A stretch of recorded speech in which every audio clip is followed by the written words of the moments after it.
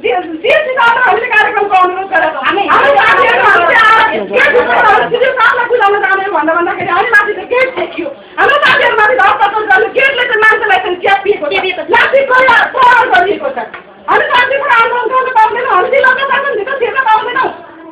हामीले हाम्रो माग राख्न पाउँदैनौँ त्यो कार्यालय हाम्रो होइन भनिन्छ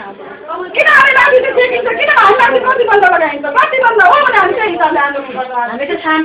यो कुराको माथि माग्नै पर्छ किन हामी माथि रोकियो कस्तो आदेशमा रोकियो के भनेर रोकियो चाहिँ हामीलाई चाहिन्छ जवाब चाहिन्छ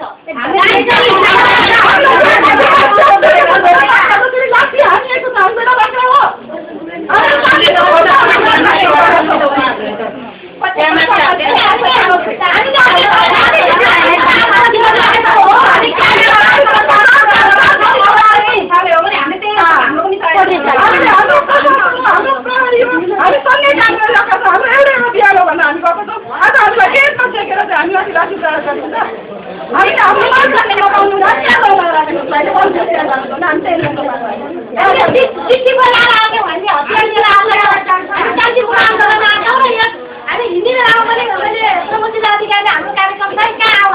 चिठी बुझाउन भनेर मात्रै चिठीएर आउँछ हामी त्यहाँबाट आउँदाखेरि हामी आउन पाउनु पर्छ हाम्रो हतियार छैन हाम्रो चिठीभन्दा अरू केही पनि छैन त्यस कारण जो कार्यालयमा हामी आउन पाउनुपर्छ किनभने देशको अवस्था देखिएको छ हिजो पनि समाचारमा सुनिएको छ त्यो कार्यालय जस्तो सेक्युरिटी ठाउँमा पनि हतियार लिएर गएर त्यहाँका मान्छे मरेको अवस्था छ र हामी निर्वाचनमा हामी हतियार नलिकन आउँदाखेरि हामी कार्यालयभित्र छिर्न पाउँदैनौँ यो चाहिँ के हो हामी महिला भएकै कारणले भएको हो भन्ने हामीले लागेको छ त्यस कारण यो किन भइरहेको र के लागि हामीलाई देशमा छेक्यो त्यस्तो हामीले सम्झाएर सुनेछौँ देखेछौँ त्यहाँ त्यस्तो चारैतिर राज्य छेकेर राखेको ठाउँमा पनि हतियार लिएर गएर त्यहाँ आतङ्क मचाएका घटनाहरू पनि देखिएको छ र हामी आन्दोलन शान्तिपूर्ण आन्दोलन गरेर हिँडेका छौँ र तपाईँले सबै कुरा जानकारी गरेर आछौँ तर हामी तपाईँको कार्यालयमा तपाईँको मात्रै कार्यालय होइन किन छेक्यो हामीलाई हामी आउन पाउनुपर्छ हामी गेटमा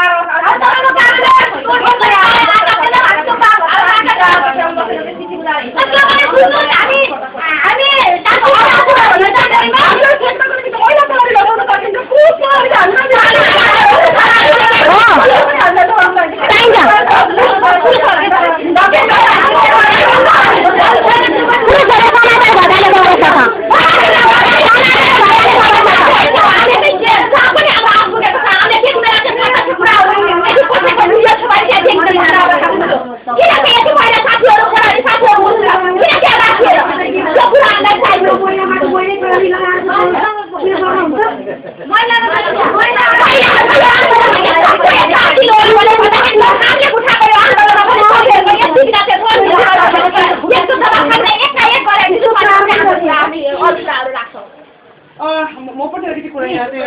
हामी आज एकदमै एउटा राम्रो सौहार्दपूर्ण वातावरणमा चाहिँ यहाँ आएको थियौँ हामी माथि चाहिँ यो दुर्व्यवहार चाहिँ भयो होइन बस्नु भएर के कारणहरू थियो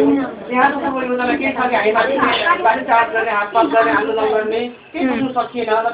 तपाईँहरूलाई जानकारी गराएरै हामी आएको थियौँ तपाईँहरूको पनि आमा हामी त्यस्तै महिलाहरू दिदीबहिनी हामी त्यस्तै महिलाहरू यति धेरै महिलाहरू अहिले बलात्कृत भइरहेको छ मरिरहेको छ किन अकाल मृत्यु नत भइरहेको छ यहाँको पनि मुटु यदि हो भनेदेखि झुक्नुपर्ने हो किन झुकेन त्यो मुटु हामीलाई महिला प्रहरले धेरै जबरजस्ती गरेर गेटमा उहाँको लागि भएको छ मेरो एकजना साथीको हात पनि काटिएको छ यो के कारणले भयो यसरी त हामी उत्रेको छैनौँ यो आन्दोलनमा एकदम राम्रो सौहार्दपूर्ण वातावरण हामी सम्पन्न गर्ने है स्थिति त्यो सबलाई बुझाउने हामी फर्केर आउने भनेर आएको हाम्रो अरू थुप्रै कार्यक्रमहरू छ जानुपर्ने नानीहरू चाहिँ तर यस्तो भयो के हो यहाँको चाहिँ यहाँ कालेबुङको तयारीमाथि यस्तो अत्याचार नराम्रो गर्नुपर्ने भनेर यदि हो भने तपाईँहरू पनि अलिकति राम्रै प्रकारले आइदिनु भयो हुन्थ्यो भनेर भन्न चाहन्छौँ हामीलाई जवाब चाहियो अरू केही चाहिएन हामी बोल्दैनौँ अब तपाईँको जवाब नपाइनसम्म हामी यहीँ बस्छौँ है त तपाईँले कुरा राख्नुभयो अब यहाँ अब